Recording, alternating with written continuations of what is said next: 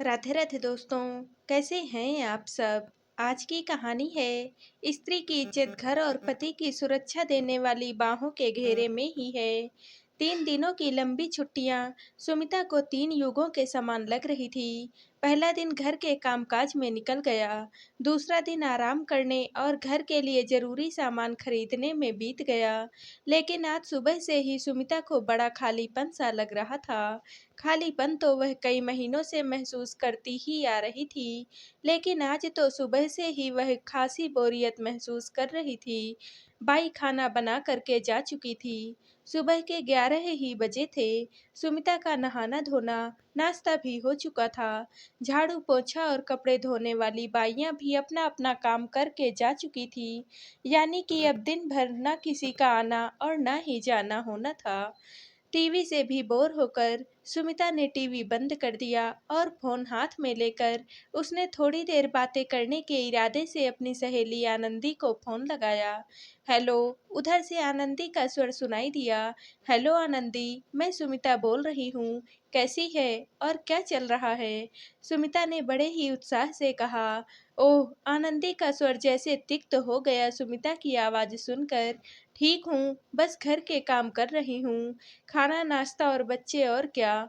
तू बता। कुछ नहीं यार, बोर हो रही थी तो सोचा कि तुझसे ही बात कर लूं। चल ना, दोपहर में पिक्चर देखने चलते हैं। सुमिता बड़े ही उत्साह से बोली। नहीं यार, आज रिंकू की तबीयत कुछ ठीक नहीं लग रही है। मैं नहीं जा पाऊंगी। चल अच्छा, फोन रखती हूँ। मैं घर में ढेर सारे काम हैं। पिक्चर देखने का मन तो मेरा भी कर रहा है, पर क्या करूँ। पति और बच्चों के ढेर सारे काम और फरमाइशें होती हैं। इतना कहकर आनंदी ने फोन रख दिया। सुमिता से उसने और कुछ भी नहीं कहा, लेकिन फोन डिस्कनेक्ट होने से पहले सुमिता ने आनंदी की वह बात स्पष्ट रूप से सुन ली थी, जो उसने शायद अपने पति से बोली होगी। इस सुमिता के पास घर गृहस्थी का कोई काम तो है ही नहीं, दूसरों को भी अपनी तरह फुर्सतिया ही समझती है। बोलते समय स्वर की खींच साफ साफ महसूस हो रही थी। फिर शिल्पा का भी वही रवैया, उसके बाद रश्मि का भी। यानी कि सुमिता से बात करने के लिए ना तो किसी के भी पास फुर्सत है और ना ही किसी के पास कोई दिलचस्पी है। सबकी सब आजकल उससे कतराने लगी हैं, जबकि ये तीनों तो किसी जमाने में उसके सबसे करीब हुआ करती थी।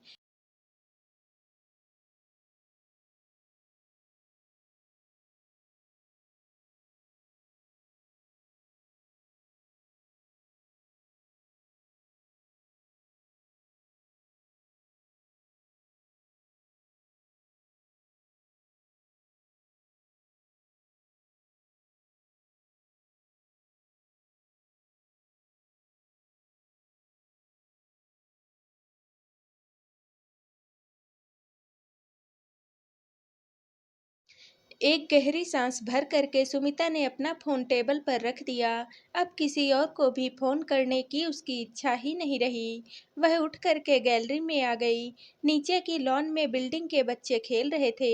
ना जाने क्यों उसके मन में एक हुक सी उठी और आंखें भर आई। किसी के शब्द कानों में गूंजने लगे थे। तुम भी अपने माता पिता की इकलौती संतान हो सुमी, और मैं भी। हम दोनों ही अकेलेपन का दर्द समझते हैं। इसलिए मैंने तय किया है कि हम ढेर सारे बच्चे पैदा करेंगे, ताकि हमारे बच्चों को कभी भी अकेलापन महसूस ना हो। समीर हंसते हुए अक्सर सुमिता को छेड़ता रहता था। बच्चों को अकेलापन का दर्द महसूस ना हो, कि चिंता करने वाले समीर की खुद की ही जिंदगी को अकेला करके सूनेपन की गर्त में धकेलाई थी सुमिता। लेकिन तब कहाँ सोच पाई थी वह कि एक दिन खुद इतनी अकेली होकर रह जाएगी। कितना गिड़गिड़ाया था समीर। आखिर तक कितनी विनती की थी उसने। प्लीज सुमी, मुझे इतनी बड़ी सजा मत दो। मैं मानता हूँ कि मुझसे गलतियाँ हो गई हैं, लेकिन मुझे एक मौका तो दे दो, एक आखिरी मौका। मैं पूरी कोशिश करूँगा कि तुम्हें अब से शिकायत का कोई भी मौका ना मिले। समीर बार बार अपनी गलतियों की माफ़ी मांग रहा था। उन गलतियों की जो तो वास्तव में गलतियाँ थी ही नहीं। छोटी छोटी अपेक्षाएं, छोटी छोटी इच्छाएं थी, जो एक पति सहज रूप से अपनी पत्नी से करता है। जैसे उसकी शर्ट का बटन लगा दिया जाए, बुखार से तपते और दुखते उसके माथे को पत्नी प्यार से सहला दे। कभी मन होने पर उसकी पसंद की कोई भी चीज बना करके खिला दे, वगैरह वगैरह। लेकिन समीर की इन छोटी छोटी अपेक्षाओं पर भी सुमिता बुरी तरह से भड़क जाती थी। उसे इन्हें पूरा करना गुलामी जैसा लगता था। नारी शक्ति, नारी स्वतंत्रता, आर्थिक स्वतंत्रता, इन शब्दों ने तब उसका दिमाग खराब करके रखा था।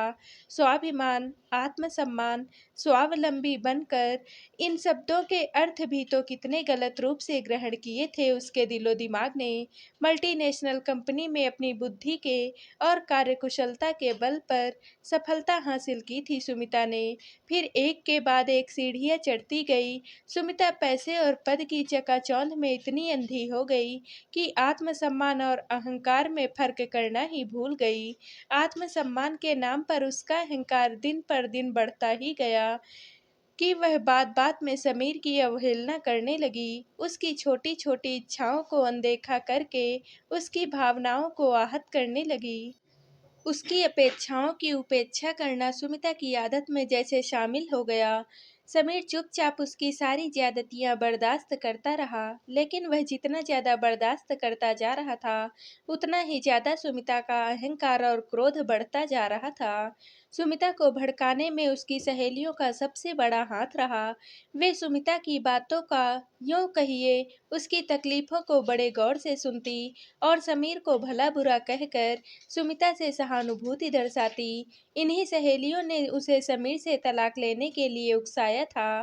तब यही सहेलियां सुमिता को अपनी सबसे बड़ी हितचिंतक लगी थी। ये सब दौड़ दौड़ कर सुमिता के दुखड़े सुनने के लिए चली आती थी और उसके कान भरती थी। तू क्यों उसके काम करे? तू क्या उसकी नौकरानी या खरीदी हुई गुलाम है? तू साफ साफ मना कर दिया कर। एक दिन जब समीर ने बाजार से ताजा टिंडे लाकर अपने हाथ के मसाले वाले भरवा टिंडे बनाने का अनुरोध किया, तो सुमिता बुरी तरह से बिफर गई कि वह ऑफिस से थकी मांदी आई है और समीर उससे चूल्हे चौके का काम करने को कह रहा है। उस दिन सुमिता ने न सिर्फ समीर को बहुत कुछ उल्टा सीधा कहा, बल्कि साफ साफ यह भी कह दिया था कि वह अब और अधिक उसकी गुलामी नहीं करेगी। आखिर वह भी तो इंसान है, कोई खरीदी हुई बांदी नहीं है कि जब तब सिर झुकाकर उसका हुक्म बजाती रहे। उसे इस गुलामी से छुटकारा चाहिए। समीर सन्न सा खड़ा रह गया। एक छोटी सी बात इतना बड़ा मुद्दा बनेगी, यह तो उसने सपने में भी नहीं सोचा था। इसके बाद वह बार बार माफी मांगता रहा, पर सुमिता ना मानी। तो आखिर में सुमिता की खुशी के लिए उसने अपने आंसू पी करके तलाक के कागजों पर दस्तखत करके उसे मुक्त कर दिया। पर सुमिता क्या सचमुच मुक्त हो पाई? समीर के साथ जिस बंधन में बंधकर वह रह रही थी, उस बंधन में ही वह सबसे अधिक आजाद, स्वच्छंद और अपनी मर्जी की मालिक थी। समीर के बंधन में जो सुरक्षा थी, उस सुरक्षा ने उसे समाज में सिर ऊंचा करके चलने की एक गौरवमयी आजादी दे रखी थी। तब उसके चारों ओर समीर के नाम का एक अद्भुत सुरक्षा कवच था, जो लोगों की लोलुप और कुत्सित दृष्टि को उसके पास तक फटकने भी नहीं देता था। तब उसने उस सुरक्षा कवच को पैरों की बेड़ी समझा था और उसकी अवहेलना की थी। लेकिन आज आज सुमिता को यह एहसास हो रहा है, उसी बेड़ी ने उसके पैरों को स्वतंत्रता से चलना, बल्कि दौड़ना सिखाया था। समीर से अलग होने की खबर फैलते ही लोगों की उसके प्रति दृष्टि ही बदल गई थी। औरतें उससे ऐसे बिदकने लगी थी जैसे वह कोई जंगली जानवर हो, और पुरुष उसके आसपास मंडराने के बहाने ढूंढते रहते थे। दो चार लोगों ने तो वक्त बेवक्त उसके घर पर भी आने की कोशिश की थी। वह तो समय रहते ही सुमिता को उनका इरादा समझ में आ गया। नहीं तो अब तो बाजार या कहीं भी आते जाते सुमिता को एक अजीब सा डर, असुरक्षा तथा संकोच हर समय घेरे रहता है। जबकि समीर के साथ रहते हुए उसे ऐसा कभी नहीं हुआ। कहीं पर भी आने जाने में किसी भी तरह का डर नहीं लगा था। वह पुरुषों से भी कितना खुलकर हंसी मजाक कर लेती थी, घंटों तक गप्पे मारती थी, पर ना तो कभी सुमिता को कोई झिझक हुई और ना ही साथी पुरुषों को ही। पर अब किसी भी परिचित पुरुष से बातें करते हुए वह अंदर से घबराहट महसूस करती है। हंसी मजाक तो बहुत दूर की बात है, परिचित औरतें खुद भी अपने पतियों को सुमिता से दूर रखने का भरसक प्रयत्न करने लगी हैं। भारती के पति विशाल से सुमिता पहले कितनी बातें, कितनी हंसी ठिठोली करती थी। चारों जने अक्सर साथ ही में फिल्म देखने, घूमने फिरने और रेस्तरां में साथ साथ लंच या डिनर करने जाते थे। लेकिन सुमिता के तलाक के बाद एक दिन आरती ने अकेले में स्पष्ट शब्दों में कह दिया, अच्छा होगा तुम मेरे पति विशाल से दूर ही रहो। अपना तो घर तोड़ ही चुकी हो, अब मेरा घर तोड़ने की कोशिश मत करो। सुमिता स्तब्ध रह गई। इसके पहले तो आरती ने कभी भी इस तरह से बात नहीं की थी। आज क्या एक अकेली औरत द्वारा अपने पति को फंसा लिए जाने का डर उस पर हावी हो गया। आरती ने तो पूरी तरह से उससे संबंध खत्म कर लिए। आनंदी, रश्मि, शिल्पी का भी यही रवैया दिन पर दिन रूखा होता जा रहा है। वे भी अब उससे कन्नी काटने लगी हैं। उन्होंने पहले की तरह अब अपनी शादी या बच्चों की सालगिरह पर सुमिता को बुलावा देना बंद कर दिया। कहाँ तो यही चारों जब तब सुमिता को घेरे रहती थी। सुमिता को पता ही नहीं चला कि कब से उसकी आंखों से आंसू बह रहे थे। 4 साल हो गए हैं उसे तलाक लिए हुए। शुरू के साल भर तो उसे ऐसा लगा था कि जैसे वह कैद से आजाद हो गई है, अब वह अपनी मर्जी से रहेगी। पर फिर 1.5-2 साल होते होते वह अकेली पड़ने लगी। ना कोई हंसने बोलने वाला, ना ही कोई साथ देने वाला। सारी सहेलियां अपने पति बच्चों में व्यस्त होती गई और सुमिता अकेली पड़ती गई। आज उसे अपनी स्वतंत्रता, स्वावलंबन, अपनी नौकरी, पैसा सब कुछ बेमानी सा लगता है। अकेले तन्हा जिंदगी बिताना कितना भयावह और दुखद होता है। लोगों के भरे पूरे परिवार वाला घर देखकर सुमिता का अकेलेपन का एहसास और भी अधिक बढ़ जाता और वह अवसादग्रस्त सी हो जाती। अपनी पढ़ाई का उपयोग उसने कितनी गलत दिशा में किया। स्वभाव में नम्रता के बजाय उसने अहंकार को बढ़ावा दिया है और उसी गलती की कीमत वह अब चुका रही है। सोचते सोचते सुमिता सुबकने लगी। खाना खाने का भी मन नहीं हुआ उसका। दोपहर 2 बजे उसने सोचा, घर बैठने से अच्छा है कि अकेले ही फिल्म देख आए। फिर वह फिल्म देखने के लिए पहुंच ही गई। फिल्म के इंटरवल में कुछ चिर परिचित आवाजों ने सुमिता का ध्यान आकर्षित किया। देखा तो नीचे दाईं ओर आनंदी अपने पति और बच्चों के साथ बैठी थी। उसकी बेटी रिंकू चहक रही थी। सुमिता को समझते देर ही नहीं लगी कि आनंदी का पहले से प्रोग्राम बना हुआ होगा। उसने सुमिता को टालने के लिए ही रिंकू की तबीयत का बहाना बना दिया है। आगे की फिल्म देखने का मन नहीं किया उसका, पर खिन्न मन लिए वह बैठी रही। अगले कई दिन ऑफिस में भी वह गुमसुम सी ही रही। उसकी और समीर की पुरानी दोस्त और सहकर्मी कोमल कई दिनों से देख रही थी कि सुमिता इस समय बहुत उदास और बुझी-बुझी सी रहती है। कोमल समीर को बहुत अच्छी तरह से जानती है।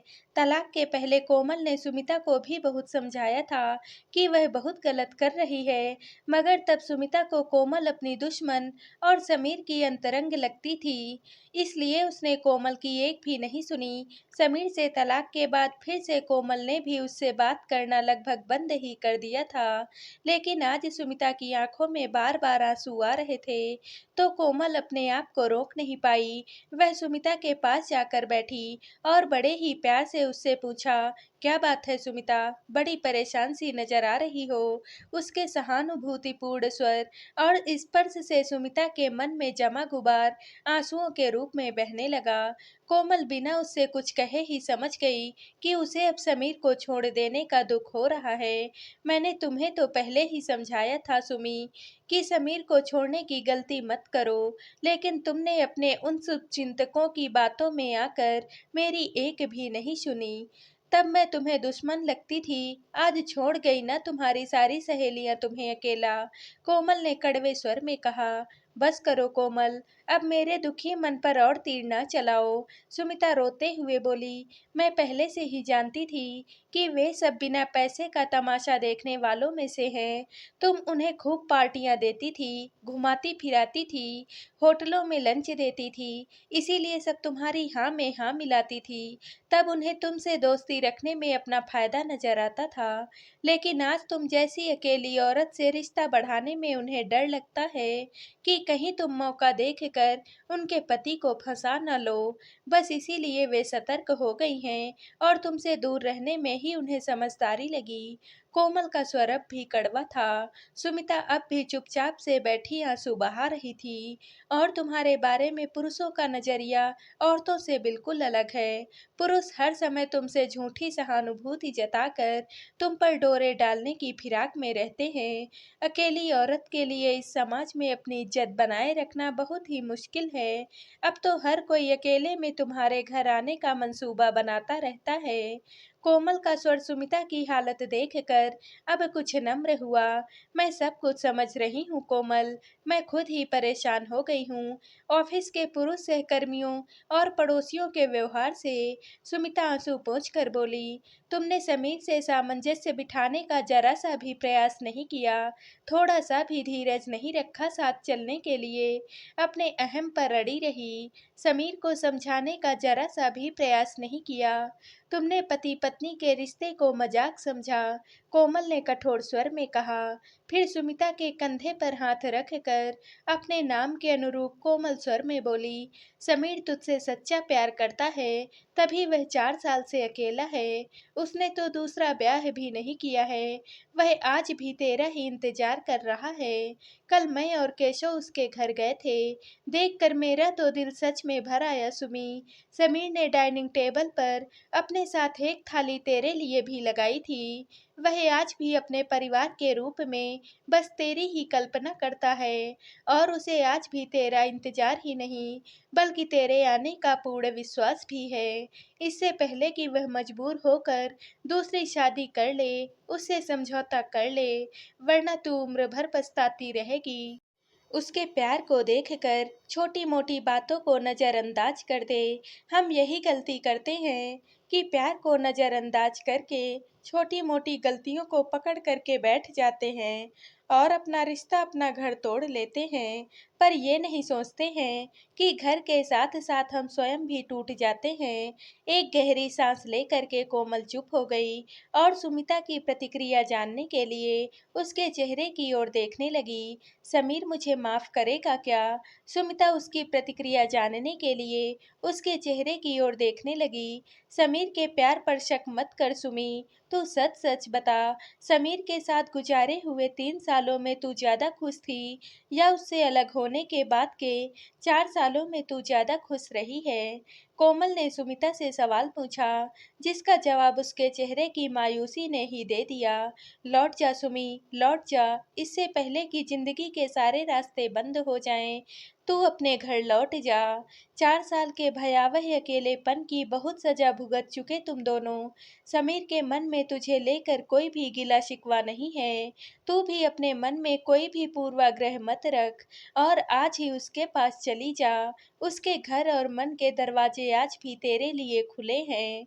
कोमल ने कहा। घर आकर सुमिता कोमल की बातों पर गौर करती रही। सचमुच अपने अहम के कारण नारी शक्ति और स्वावलंबन के नाम पर इस अलगाव का दर्द भुगतने का कोई भी अर्थ नहीं है। जीवन की सार्थकता रिश्तों को जोड़ने में है, तोड़ने में नहीं।